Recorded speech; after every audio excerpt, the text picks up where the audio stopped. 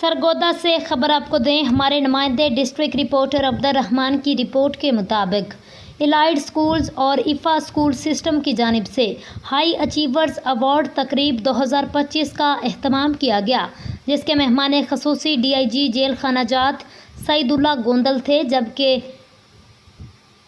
تقریب کی صدارت پروجیکٹ ڈائریکٹر ڈاکٹر شاہد محمود نے کی۔ شہداء کے ورثاء کی تقریب میں خصوصی طور پر مدعو کیا گیا تھا۔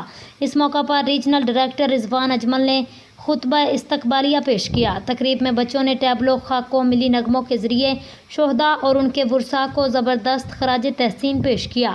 تقریب سے خطاب کرتے ہوئے ڈی آئی جی جیل خانہ جات نے کہا، الائڈ اسکولز اور ایفا اسکول سسٹم تعلیمی میدان میں انتہائی کلیدی کردار ادا کر رہا ہے، جبکہ پروجیکٹ ڈائریکٹر نے 10 سال کی کامیاب تکمیل پر اساتذہ اور مینجمنٹ کی کارکردگی کو سراہا۔